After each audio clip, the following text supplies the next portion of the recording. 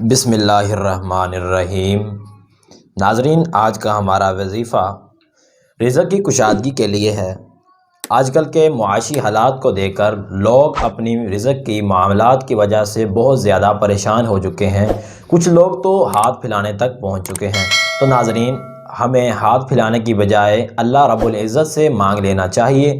اگر ہم اس اللہ سے اس کی مرضی کے مطابق مانگیں گے تو اللہ پاک ہمیں ضرور عطا فرمائیں گے، کیونکہ اللہ پاک کسی کو بنا روزی کے نہیں موڑتا، کیونکہ اللہ پاک نے وعدہ کیا ہے کہ جو بندہ مجھ سے مانگتا ہے میں اسے عطا کرتا ہوں، لیکن ہمیں مانگنے کا طریقہ نہیں آتا۔ تو آئیے آج ہم آپ کو ایک ایسا وظیفہ بتاتے ہیں جو کہ سورۃ الاخلاص پر مبنی ہے، تو اس کو آپ نے کس طرح کرنا ہے تو آئیے جانتے ہیں۔ اس سے پہلے اگر آپ نے ابھی تک ہمارے چینل اسلامی وظائف کی دنیا کو سبسکرائب نہیں کیا، جلدی سے سبسکرائب کریں اور ساتھ بیل آئیکن کے بٹن کو لازمی پریس کریں تاکہ ہر آنے والی ویڈیوز کا نوٹیفیکیشن آپ کو بر وقت ملتا رہے۔ تو ناظرین، تو آج ہم آپ کو بتائیں گے کہ ایک صحابی نے جب یہ وظیفہ کیا تو اس نے اپنے رشتہ داروں اور رشتہ احباب کو بتایا، تو وہ اتنا مالا مال ہو گیا کہ وہ نبی کریم صلی اللہ علیہ وسلم کے پاس بھی جب آیا تو اس نے بتایا، تو آپ صلی اللہ علیہ وسلم کی بتائی ہوئی بات پر ہمیں عمل کرنا چاہیے۔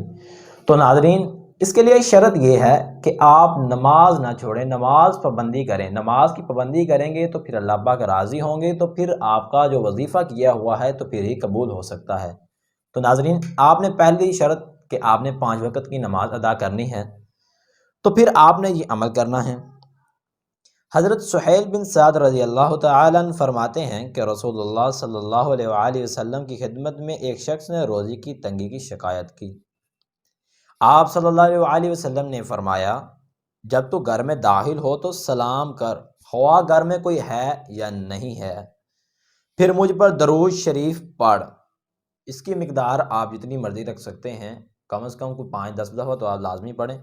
اور پھر آپ صلی اللہ علیہ وسلم نے فرمایا 100 دفعہ سورۃ الاخلاص یعنی پوری سورت قل هو اللہ احد اللہ الصمد لم یلد ولم یولد ولم یکن له کفوا احد یہ پڑھا کر۔ تو اس نے گھر جا کر ایسا ہی کیا تو اللہ تعالیٰ نے کشادہ روزی کی عطا فرمائی اور وہ مالا مال ہو گیا۔ اور اس نے یہ دعا اپنے عزیز رشتہ دار پڑوسیوں کو بھی بتائی، تو جس نے اس وظیفے کو کیا اس نے فائدہ اٹھایا۔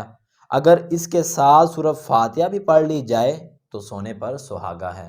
سونے پر سہاگے کا مطلب یہ ہے کہ اللہ پاک اور راضی ہوں گے۔ جہاں آپ کو اللہ پاک نے 1 کروڑ دینا ہے، اس مثال سے سمجھیں، وہاں اللہ پاک تو اس کی برکت سے چاہے 2 کروڑ بھی دے سکتے ہیں۔ لیکن فرق یہ ہے کہ ہم اللہ سے مانگتے نہیں، ہمیں مانگنے کا طریقہ نہیں، ہم غیر اللہ کے در پر چلے جاتے ہیں۔ اگر ہم دل لگا کر تہجد کے ٹائم اٹھیں اور اللہ سے رو رو کر گڑ گڑا کر مانگیں، تو میں امید کرتا ہوں کہ آپ کو یہ ویڈیو پسند آئی ہوگی۔ انشاءاللہ ملتے ہیں نیکسٹ ویڈیو میں۔